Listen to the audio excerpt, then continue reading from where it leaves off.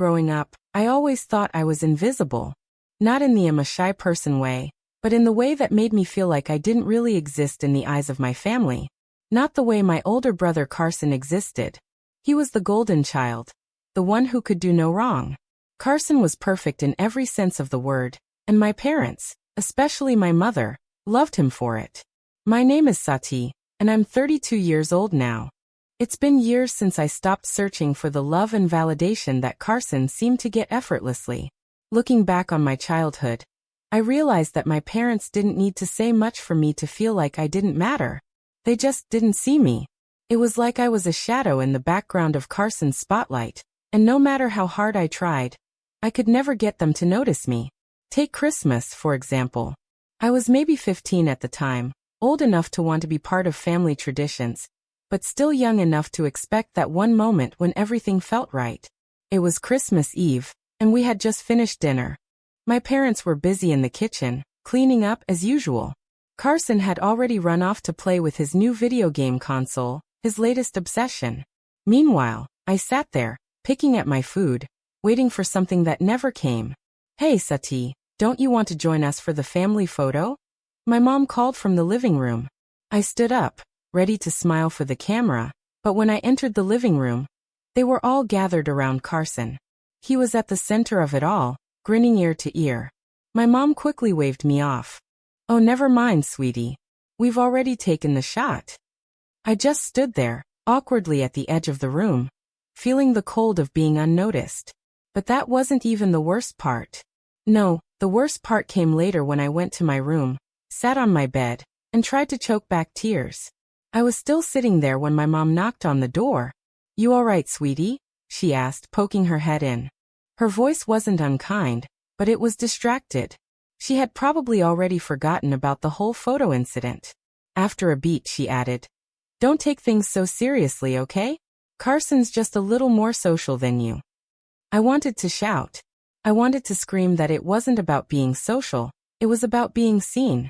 But instead, I just nodded, wiped my face, and pretended everything was fine. I'd learned by then that it was easier to make myself disappear, to hide in the shadows and let everyone else have their moment. It wasn't worth fighting for attention, because every time I tried, I felt like a nuisance.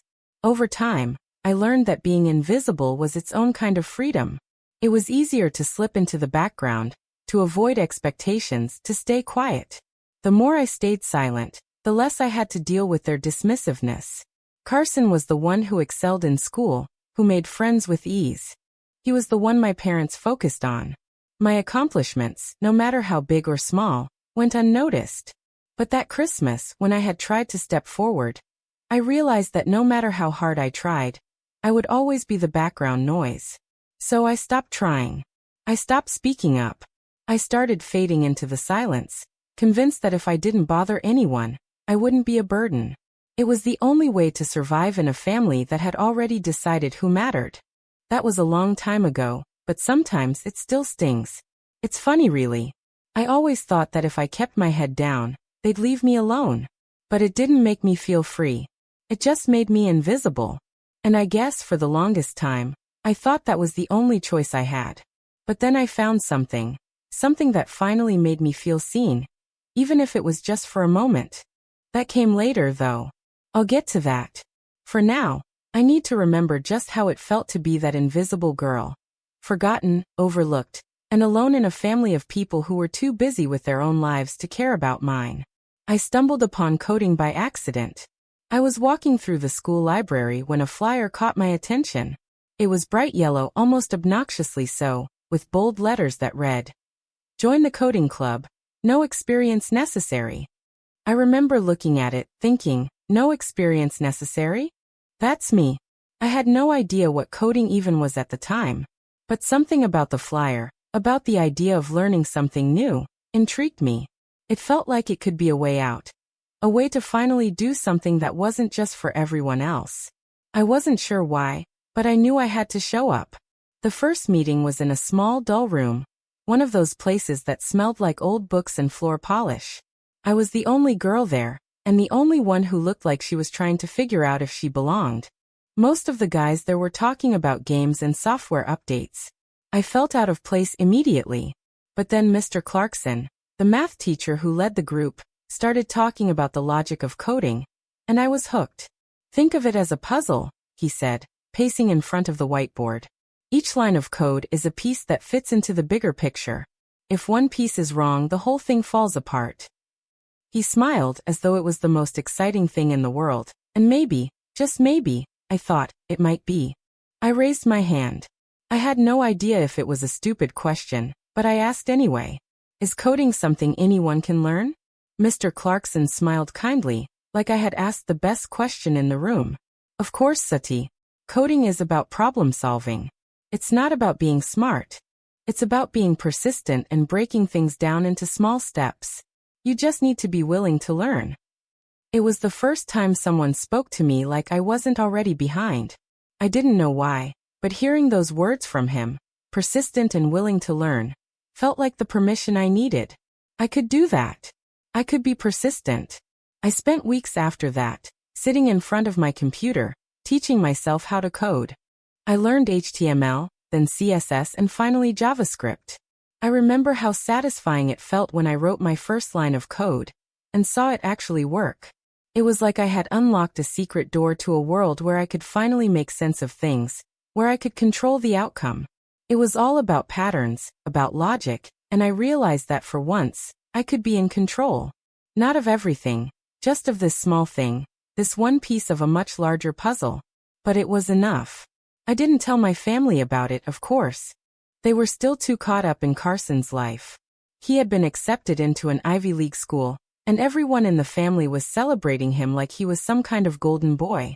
Meanwhile, I was quietly watching tutorials, practicing code, and making things work in the background of my own life. It was around that time that I started to feel a little bit of something that had always been missing: validation.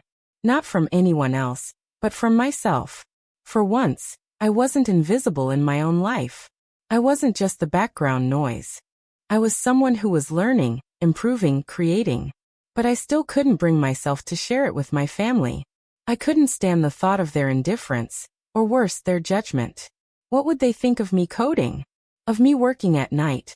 Learning something that had nothing to do with the life they had mapped out for me? So I kept it quiet. My parents didn't know. Carson didn't know. No one knew except for Mr. Clarkson and the small group of club members who shared the same excitement for coding that I did. But it didn't matter. Because for the first time in my life, I wasn't seeking anyone else's approval. I was validating myself. And that was enough.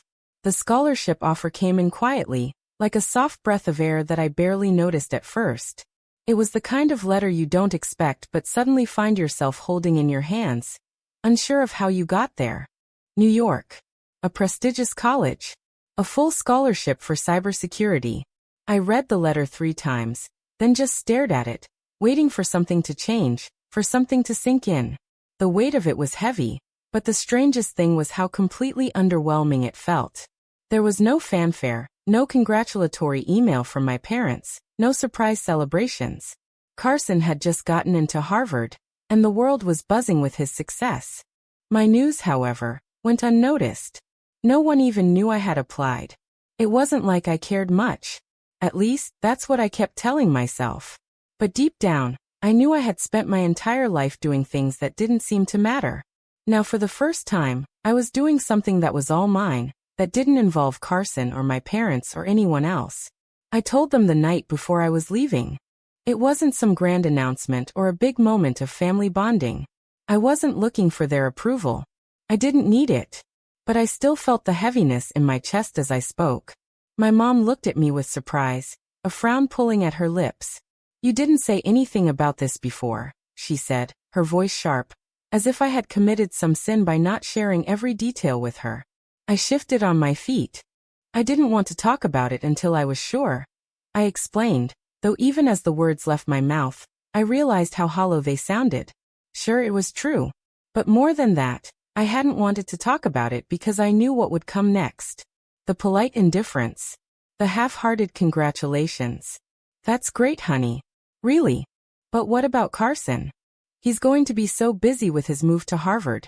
My dad chimed in from the couch, his voice distant, as if this was something to brush off. I forced a smile, holding my breath. I'm leaving tomorrow. I'll figure it out. You'll be okay in New York? My mom's voice had softened, but there was still that edge, that unspoken discomfort. Yeah, I said, my voice steady. But even I didn't know if I was okay.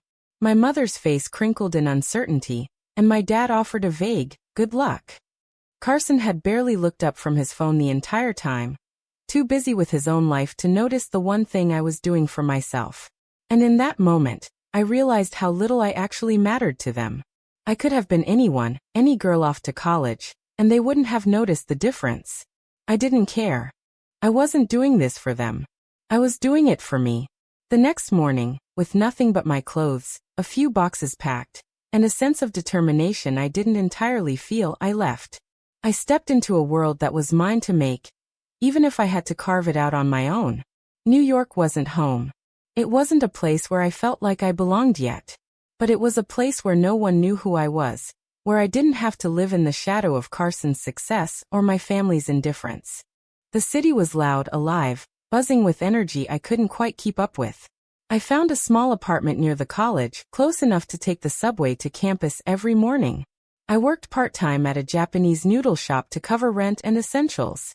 The long shifts, the smell of broth and fresh noodles, and the noise of the restaurant made everything feel real in a way that felt foreign but exciting. I was alone, truly alone, in a way I'd never been before.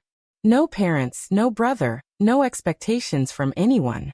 There were nights when the loneliness crept in, when I missed home, even if it had never felt like home. But I quickly realized that this independence, was something I had never experienced before. And for the first time, I felt like I was living my life, not just going through the motions. I kept my achievements to myself, like a secret treasure I wasn't ready to share. My progress in coding, the classes I aced, and the projects I worked on, they were mine. No one to compare them to. No one to dismiss them. I was finally doing something for myself.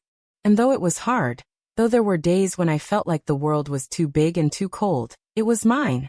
Each day, I found myself more immersed in this new life. I didn't need to be validated. I didn't need anyone's approval. I had made it this far on my own, and that was enough. It had to be. As the weeks passed, I settled into a rhythm. The loneliness, though still there, didn't feel like a weight anymore. It was more like an empty space I could fill with things that were mine. Slowly, I started feeling less invisible, even if it was just in the quiet of my small apartment, at my desk, with my textbooks and coding assignments. I was carving out a space for myself in a world that had never really cared whether I existed or not. But I didn't need anyone to tell me I mattered anymore. I knew I did. And that was enough. The weeks in New York blurred into one long, exhausting but exciting routine. Classes, work at the noodle shop, late-night coding practice, repeat. My life felt smaller than the city around me, but in a strange way, it was enough. I was building something, even if it was just a life where I could exist without my family's weight on my shoulders. The freedom felt like a constant hum beneath everything I did, and it kept me moving forward. Then came the email. I had just finished a shift and was sitting in my tiny apartment, hunched over my laptop, trying to finish a cybersecurity assignment. My phone buzzed, and when I glanced at it, I saw a notification from my email. A company I had applied to months ago had finally gotten back to me. Onyx Shield, a cybersecurity firm that seemed a little too perfect to be real, the kind of place where someone like me would never be noticed. Or so I thought. I stared at the subject line, offer of employment, Onyx Shield. I blinked. I hadn't expected this. Not after so many months of uncertainty, of barely scraping by in a city that never seemed to slow down. I had thought I was just another faceless applicant, one in a sea of resumes that they probably tossed aside. But here it was, an offer. An official offer to join their team as a cybersecurity analyst. The salary was 6 figures. My heart raced. I had never seen that much money in one place before. It wasn't about the money, though. It was the validation, the proof that I had actually done it. I wasn't invisible anymore. I wasn't just the girl in the background who faded away into the shadows of her family's expectations. I was good enough. The room felt smaller somehow. I picked up my phone and texted Harper, my cousin, the one person who had always supported me, even if from afar. She had never questioned my choices, never dismissed my goals like everyone else. "Harper, I got the job." The response came a minute later. "Sati, that's amazing. I knew you could do it. You've worked so hard. I'm so proud of you." I stared at the screen, fighting back the lump that had formed in my throat. Proud. I hadn't heard that word in years. And for the first time, I didn't need it from my parents. I didn't need it from anyone except myself. I took a deep breath and responded, "Thanks, Harper. It feels real now." But even as the excitement rushed through me, I couldn't shake the feeling of something missing. My family still didn't know. They hadn't asked. They hadn't even noticed the subtle shifts that were happening in my life. I had done everything on my own. The job, the new city, the struggle to get through every day. I had done it alone. I could have told them, sure. I could have shared my success with my parents, but I wasn't sure I cared anymore. They had never asked about my passions or my struggles. They had never cared enough to see me. And now, I had something they couldn't ignore. A job at one of the top cybersecurity firms in the country. I didn't need their approval. I didn't need anything from them anymore. The email sat on my screen, the offer in black and white. And for the first time in my life, I wasn't worried about what they thought. I wasn't worried about what they would say if they found out. I wasn't going to let their apathy define me anymore. I accepted the offer the next morning. I didn't look back. The weeks that followed felt like the beginning of a new chapter. One where I wasn't just existing in the background of someone else's life. I was finally carving my own path. My manager at Onyx Shield, a woman named Valerie, was fierce and unapologetic, the kind of boss I admired. I found myself pushing harder, diving deeper into the world of cybersecurity, into a world that finally made sense. I started to prove myself to people who actually cared about my work, who recognized my skills. My first project at Onyx Shield was a big one, an audit of a financial company's security infrastructure. I remember sitting at my desk late one night, my fingers flying over the keyboard as I identified vulnerabilities in their system. The adrenaline that came with finding gaps, knowing I was the one fixing them, was intoxicating.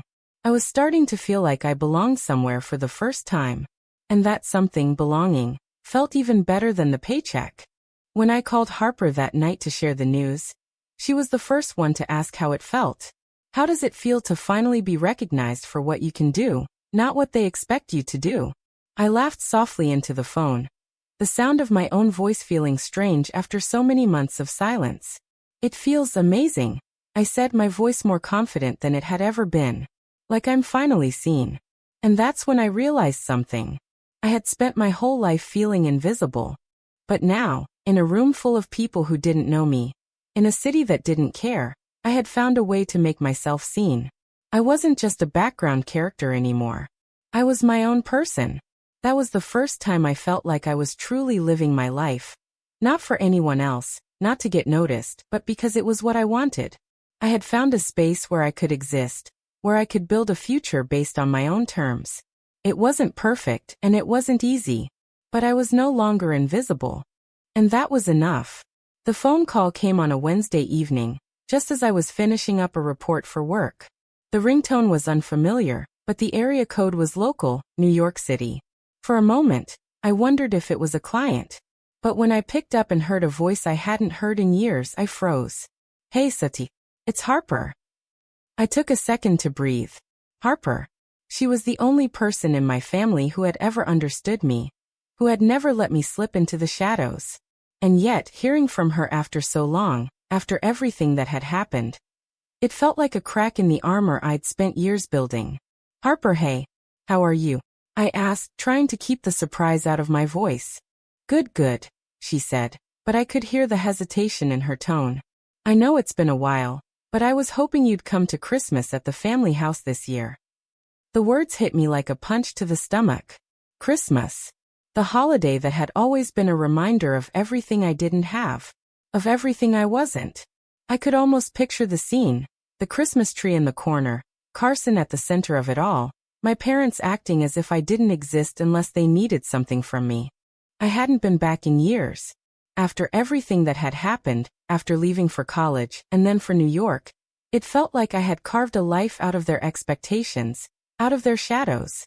And now here she was asking me to return. I don't know, Harper, I said slowly. It's been a long time. I don't really. I know, she interrupted, her voice softer now. But I thought you might want to come. Not for them. Not for Carson. But for you. To finally close the chapter, you know? To see if you can take that step back and look at it from a different angle.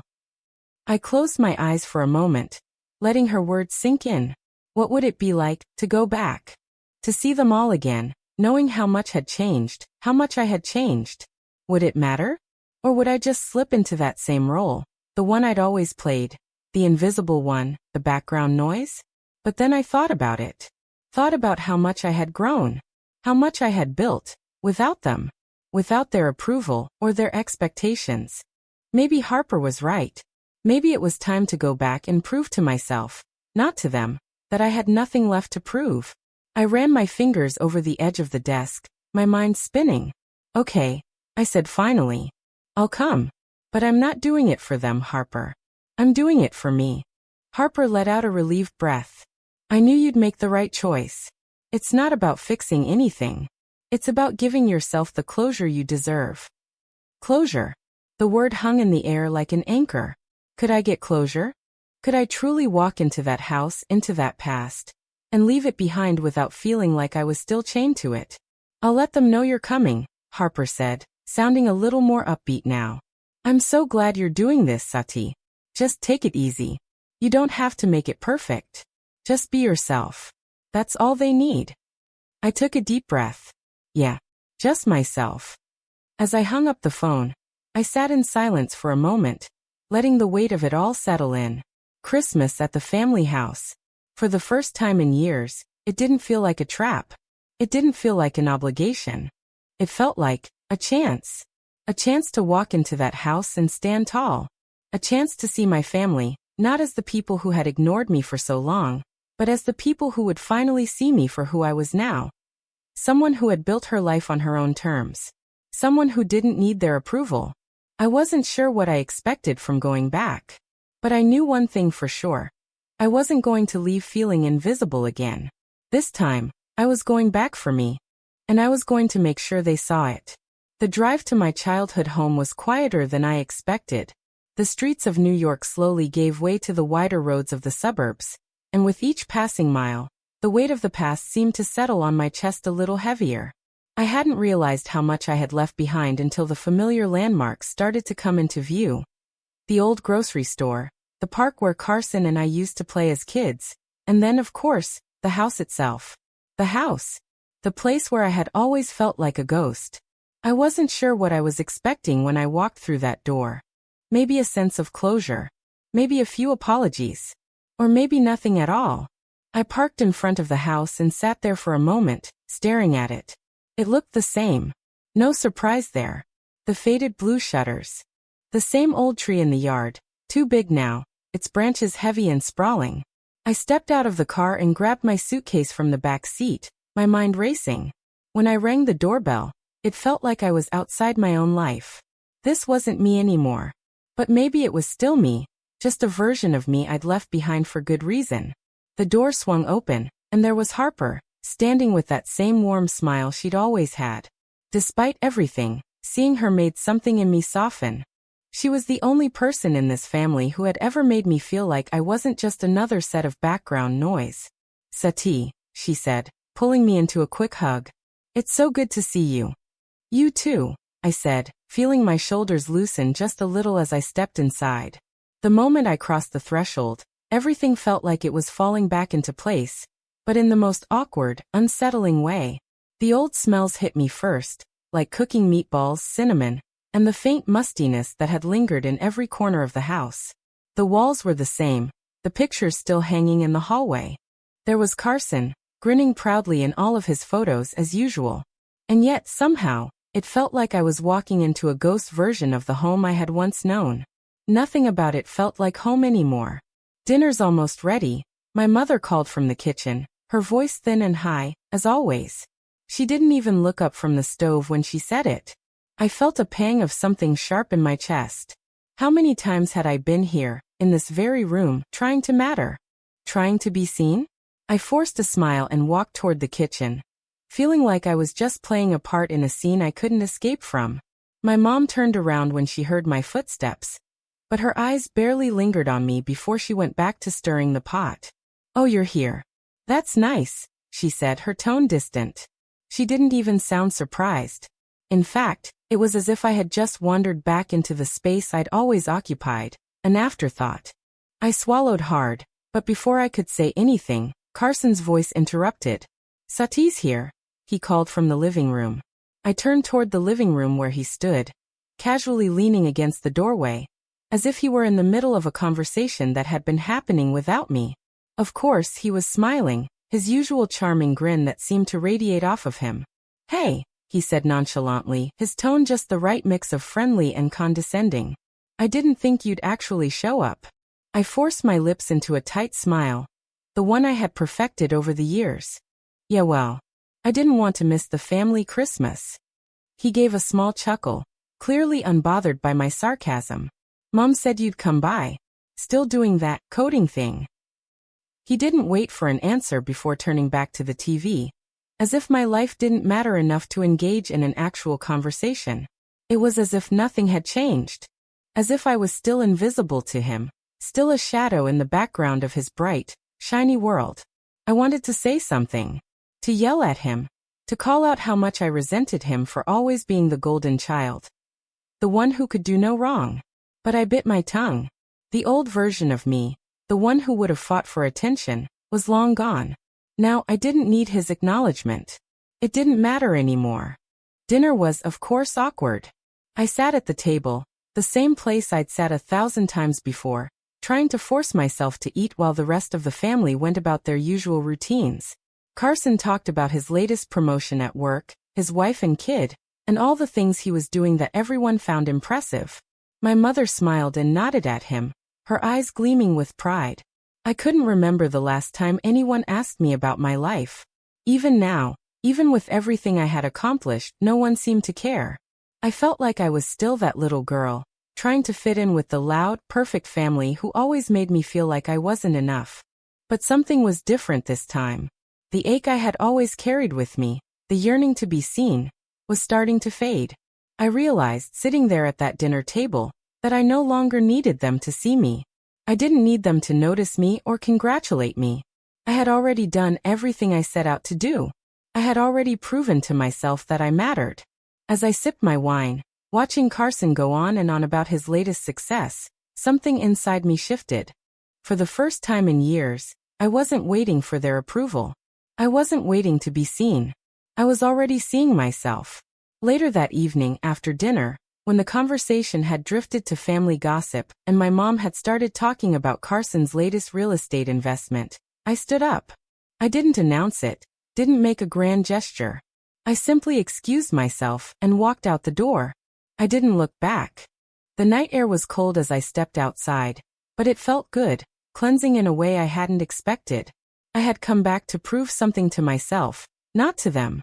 And I had done it. As I got into my car and started driving back to my apartment, the weight of it all lifted, piece by piece. I wasn't just letting go of them. I was letting go of the version of me, who had always been invisible. This was me now, someone who had found her own path and didn't need anyone's approval to walk it. Christmas dinner had come and gone, and the strange sense of detachment I'd felt upon arriving at the family home was still with me. The night had ended on a sour note, but it wasn't the awkward conversations or the dismissive glances from Carson and my parents that lingered in my mind.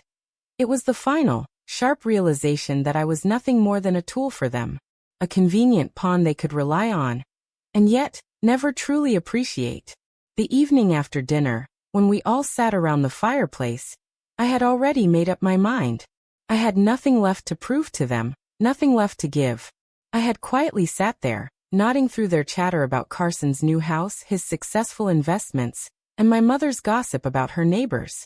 No one had even noticed how much I had retreated into myself, how far I had come, or how much I had sacrificed to get here. But tonight would be different. Tonight I would be seen, but not in the way they expected. This was it, the final moment of confrontation. As dessert was being served and the laughter around the table grew louder, I felt a tension building in my chest. My mom, as usual, had brought up the topic of investments. It was her favorite thing to do when the family got together, talking about money. She prided herself on knowing the latest trends, even though she had no real understanding of how any of it worked. Tonight, though, there was something else behind her words, something sharper. I could sense it in the air, that subtle need for me to participate, to step in and provide as I always had. And then Carson, his voice too casual, too entitled, spoke up. "So Sati," he began, turning to me as if he was offering me a small favor. "I've been thinking about this great business opportunity. I just need a little help. You know, with a small investment, just to get things off the ground. I thought maybe you could chip in." I blinked, the air thick with his self-assurance. I had always known that he would pull this card, demanding something from me while continuing to act as if I owed him everything. My heart pounded, but I kept my voice steady. No, the word landed between us like a stone dropped into a pond, the ripples slowly reaching the edges of the room. My mom's smile faltered, her gaze flicking between Carson and me. My dad was suddenly very interested in his plate, shifting his fork around like the conversation was suddenly too much for him. No one spoke for a moment, and I let the silence stretch, holding my ground. "What do you mean no?" Carson asked, his voice not angry, just confused. Like it was impossible that I would refuse him. "I mean no," I said again, meeting his eyes. This time, my voice was firm, unwavering. "I'm not giving you any more money, Carson. I'm done." He blinked, his smug expression slipping for a second. "Come on, Sati, this is a family thing. You're the one who always has it. You've always helped us out. It's just a little investment." "I don't owe you anything," I replied, my hands clenched on the armrests of my chair, feeling the weight of every penny I had ever given, every sacrifice I had made for them, every time they had acted like I was nothing but a tool for their convenience. "No," I repeated, my voice quiet but resolute. "I'm done being the one everyone calls when they need something. Done being your safety net." My mom's face twisted in confusion, and she opened her mouth to speak, but I held up a hand to stop her. "I'm not doing this anymore, Mom. I'm not going to be the one you lean on every time things get hard. You wanted me to be invisible, and I was. But not anymore. You and Carson and everyone else, you used me. And now, I'm not letting it happen again." The table was so still. I could hear the sound of my own heartbeat in my ears. My mom looked like she had been slapped. Carson's face had shifted, from the smugness he always carried to something like disbelief. My dad finally spoke up, his voice low and angry. "You can't just walk away from your family like this, Sati. We're asking for a little help. You've always done this for us. You've always asked." I shot back, my voice gaining strength. "But when do I get something in return? When did you ever see me as more than just the one who fixes things? The one who bails you out?" "You're being dramatic," Carson muttered, as if the idea of me standing up for myself was an inconvenience. "No, Carson. I'm not being dramatic. I'm finally being honest with myself," I said. "I'm not your backup. I'm not your ATM. And I'm not going to let you use me anymore. I don't need your approval. I don't need anyone's approval anymore." For a moment, there was silence, and then I stood up. The sudden movement made everyone tense. "I'm leaving. You don't get to manipulate me into staying. This is it." "Where are you going?" My mother's voice was small, almost pleading. "I'm done," I said softly, looking at them one last time. "I've been invisible for too long, and I'm not going to keep trying to make you see me." I walked out of the room, the weight of it heavy on my chest. But there was no regret. I had finally set the boundaries I needed to set. I wasn't their punching bag anymore. I wasn't anyone's backup. Not even theirs. When I left the house that night, there was no looking back. For the first time in years, I felt free. And I knew without a doubt that I had finally found peace. As I pulled out of the driveway, I could hear the echoes of their voices behind me. But they were fading, quickly, quietly, until they were nothing but distant noise. And for the first time, I didn't need them to be quiet anymore. I had silenced the noise myself. The drive back to my apartment was quiet. the stillness in the car matching the silence I had left behind at my parents' house. It wasn't a comfortable silence. It wasn't peaceful either. But it was a necessary one. The kind of quiet that lets you know you've made the right decision, even though every part of you is still on edge. My hands gripped the steering wheel tightly, knuckles pale under the dim streetlights of the city. I didn't feel good about what had just happened. At least, not in the way I thought I would. There was no wave of relief. No feeling of vindication or victory. It was just empty. And maybe that was exactly what I needed. I parked my car outside my apartment building, the familiar skyline of New York looming in front of me. It wasn't home in the way people think of home, but it was mine. I had carved it out for myself, piece by piece, without anyone's help, without anyone's expectations weighing me down. I grabbed my bag from the passenger seat, stepping out of the car with slow, deliberate movements. I'd been carrying so much for so long. And now I was free. Or at least, that's what I tried to tell myself. I walked into the building, taking the elevator up to my floor, the soft hum of it sounding like an odd kind of lullaby in my ears. The door to my apartment opened with a quiet click, and I stepped inside. The walls were bare, not empty, but minimal. Just the way I liked it. My desk was in the corner, and the small kitchen was to the right. It was cozy, if not much more than that. But it was mine. I kicked off my shoes and dropped my bag on the couch, feeling the weight of everything fall away with each step I took further into the space. But the quiet wasn't the same kind of silence that I had hoped for. I stood in the middle of the room, and it felt too loud. The silence that I had spent years running from now seemed to be my only companion. I didn't want to feel this way.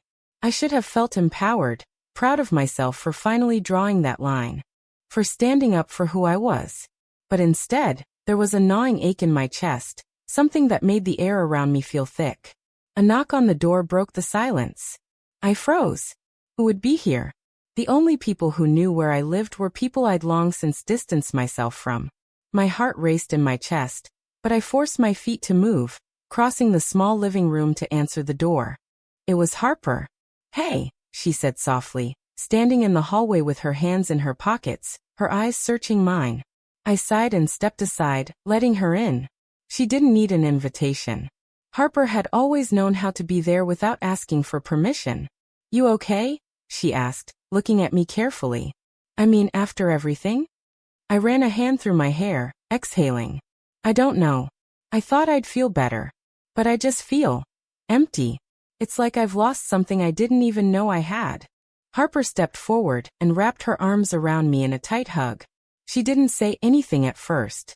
She didn't need to. Her presence, her warmth, was all I needed at that moment.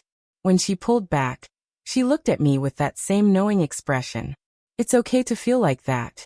You've spent so much of your life trying to fit into a mold they made for you, and now you're starting over. It's gonna hurt. But that doesn't mean you've made a mistake." I nodded, swallowing the lump that had formed in my throat. "I know. They don't understand.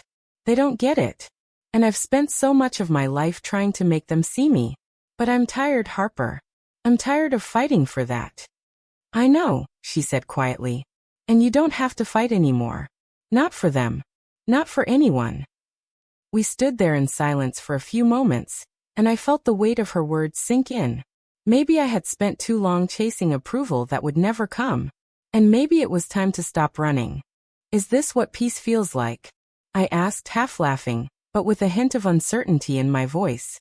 Harper smiled softly. "It is. It's not easy, but it's real." I nodded again, letting her words settle inside me. This wasn't the end. It couldn't be. But it was a beginning. A beginning where I didn't need to prove myself anymore. Where I wasn't waiting for anyone to see me or appreciate me for something I wasn't. I could just be myself. Harper sat down on the couch, and I joined her, feeling the weight of the evening start to lift bit by bit. The emptiness inside me wasn't something I had to fill with their approval. It was something I could fill with my own choices. I thought back to the moment I had left my family's house, walking out without looking back, finally setting those boundaries. It had been hard. It still was. But now, in this quiet apartment, surrounded by the noise of the city just outside, I knew I was finally free. And that was something no one could take from me. Thank you, I whispered, looking at Harper. For everything. She smiled, the warmth in her eyes reminding me of what I had been missing for so long. Always, Sati. Always. And for the first time in my life, I felt the weight of my independence settle in my bones. It wasn't about the money or the career or the family. It was about me. About knowing who I was and being okay with it. No more looking back. No more waiting to be seen. I closed the door behind me for good. And this time I didn't feel alone. I felt like I was finally where I was meant to be. Life in New York continued to unfold, with days blurring into each other as I dove deeper into my work at Onyx Shield. Each day brought new challenges, but also a sense of accomplishment I had never known. As I became more entrenched in my role as a lead cybersecurity engineer, I found myself gaining the respect of my colleagues and the company's leadership. There were moments when I still felt like an outsider, like a fraud, especially when I was surrounded by people who had been in the field for far longer than I had. But every project I completed, every problem I solved, chipped away at that feeling of being an imposter. The growth was undeniable, but something was still missing. As I poured myself into work, the lonely nights in my small apartment seemed to stretch on. The silence louder in the moments when I wasn't working. I missed the connections I'd once longed for, the kind of meaningful relationships that weren't based on what I could do for someone else. I had become so good at silencing myself that even I had forgotten what it felt like to be truly seen. It was one of those quiet nights when everything changed. I had just finished a particularly grueling project, and instead of heading straight to bed, I decided to go for a walk. It was a ritual I'd picked up when the apartment felt too suffocating. The city at night had a way of calming my nerves, its chaos strangely soothing when it was far enough away to be just background noise. As I wandered down the streets, my phone buzzed. It was a message from Harper. Hey, Andy. I know you've been busy, but I wanted to ask if you're free this weekend. I know someone who would love to meet you. He's in cybersecurity too. Thought it might be nice for you to meet someone who actually gets it. I stared at the message for a moment, feeling a pull of curiosity. It had been a while since I'd felt that spark of interest in getting to know someone outside of work. And the idea of meeting someone who truly understood what it was like to live in the world I had chosen was tempting. I hesitated only for a moment before typing a reply. Sure, I'm free. Set it up. The rest of the week seemed to drag as I tried to focus on my work, while keeping my mind off the upcoming meeting. Harper's friend, Aiden, was apparently a fellow cybersecurity professional who had recently made waves in the industry. As the weekend approached, I found myself wondering what he would be like. Would he be just another person who couldn't understand my life outside of my job? Or would he actually see me, not just as a colleague, but as a person? When Saturday arrived, I dressed casually, something I hadn't done in a while. I wasn't trying to impress anyone. I just wanted to be myself. As I stepped out the door and headed toward the cafe Harper had suggested for our meeting, I couldn't help but feel a mix of excitement and nervousness. When I walked inside the cafe, I spotted Harper right away, sitting at a corner table with a man I didn't recognize. He was tall, with messy brown hair and a slight scruff along his jaw, dressed in a way that made him look effortlessly stylish without trying too hard. He looked up as I approached, and I could see the warmth in his eyes as he stood up to greet me. Sati? He asked, his voice smooth but warm, like he was genuinely happy to meet me. That's me, I replied, smiling despite my nerves. We shook hands, and his grip was firm but not overpowering. There was something comforting in the way he carried himself, like he wasn't trying to be anyone other than who he was. Harper smiled at the two of us, clearly pleased by the introduction. Aiden, this is Sati. Sati, this is Aiden. He's a security analyst at a company called Nexus Systems. He's been in the game for years, so I thought you two might have some common ground. Aiden smiled, his eyes crinkling at the corners. It's great to finally meet you. Harper has told me a lot about you. She said you're the real deal in cybersecurity. I chuckled softly, feeling a little embarrassed. She might have exaggerated a bit. No, I don't think so, Aiden said with a grin. You're probably one of the few people in this field who's self-taught. That's something not a lot of people can say. We sat down, and the conversation quickly turned to work. Aiden and I found ourselves talking about firewalls, encryption methods, and everything in between. What struck me wasn't just his knowledge, but the way he spoke about it. Passionate but not arrogant, curious but not pretentious. It was clear he loved what he did, but it wasn't all-consuming. It was a part of him, not his whole identity. As the conversation shifted to more personal topics, I found myself opening up in ways I hadn't expected. We talked about the challenges of balancing personal lives with careers in tech, the struggle of always being the one to fix things for others, and the isolation that came with it. It felt so natural, like I could finally let my guard down without worrying about being judged. You know, I've been doing this for years, Aiden said, leaning back in his chair with a thoughtful look. And it's easy to get caught up in it, to let your job become everything. But at some point, you have to ask yourself what really matters. What's the point of all this if you don't have anyone to share it with? His words hit me harder than I expected. I had spent so much of my life running from the expectations of my family, from their indifference, that I had built walls around myself. I had learned to be independent, to not rely on anyone, but in doing so, I had also isolated myself. Maybe Aiden was right. What was the point of all this if I couldn't find people who understood me, who actually saw me? I found myself smiling, a genuine smile, for the first time in a long while. You're right, I said, my voice quieter now. I think I've been trying to do everything on my own for so long that I forgot what it's like to have someone get it. To have someone who actually sees me for who I am.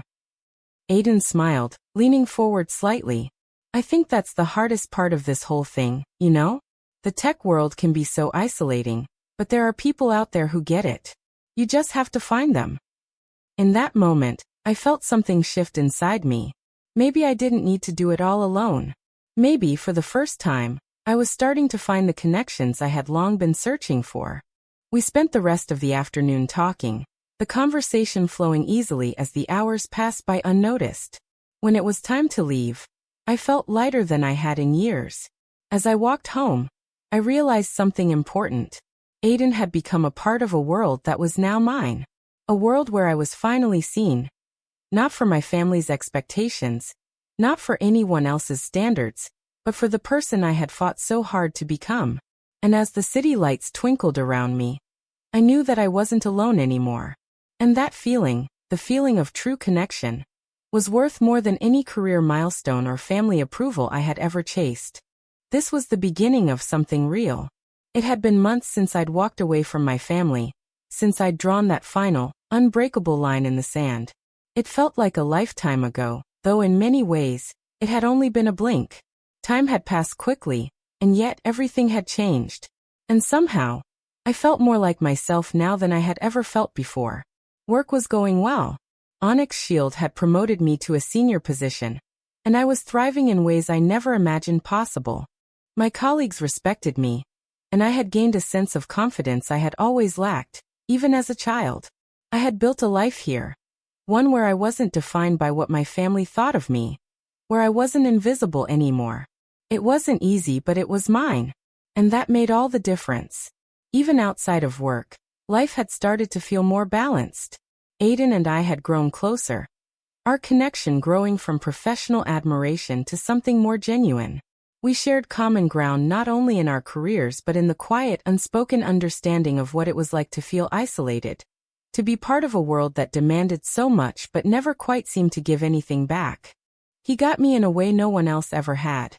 And for the first time, I felt like I was part of something that was built on mutual respect and not obligation. But there was still something unsettled, something hanging in the air, something I had been avoiding. I had promised myself I was done with my family, done trying to be seen by people who would never understand me. And yet, as the months rolled on, I couldn't shake the feeling that a part of me was still waiting for closure. I hadn't heard from them since Christmas, but that hadn't been the end. The phone calls had stopped, yes, but the guilt had never truly gone away. The guilt of cutting ties, of leaving them behind, even though I knew it was the right thing to do. Then one afternoon, I received a text. It was from my mother. I stared at the screen for a long time, my heart beating a little faster than usual. I hadn't expected it, but I wasn't surprised either. It was like a part of me had been waiting for this moment. even though I had convinced myself I wasn't going to give them another chance. I took a deep breath and opened the message. Sati, it's been a while. Your father and I have been thinking a lot about everything. We understand you needed space, and we respect that. But we miss you. We've all been struggling without you, and I think it's time we talk. We don't want to lose you. I stared at the words, feeling a weight in my chest. I had expected an apology, maybe, or some grand emotional plea to make me feel guilty for leaving. But this was different. It wasn't about them needing me anymore. It was about them needing to fix something they had broken. It was about their desire to reclaim me, to undo the damage they had done by treating me like I didn't matter. I didn't feel the anger I thought I might feel. Instead, I felt a strange, quiet calm settle over me. I had already made my decision. I had already walked away for a reason. I didn't owe them an explanation anymore. I had learned over time that I didn't need their validation to feel complete.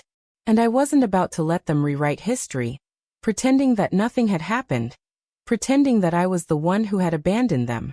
I placed the phone down for a moment, taking a few steadying breaths. I thought about how far I had come, how much I had fought for this sense of peace, for this freedom from their constant expectations. This was mine. I had earned it. I picked up my phone again and began to type. I'm not angry, Mom. I'm just done. I've spent my whole life trying to prove myself to you, trying to fit into your world. But I can't keep doing that. I can't keep waiting for you to see me for who I am. I've built a life for myself, and it's the only one I want.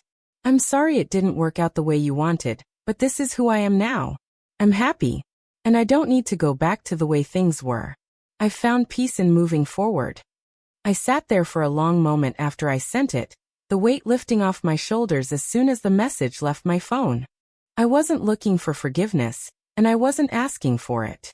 What I had found in those months of solitude, of cutting ties, was a part of myself I hadn't even known I was missing.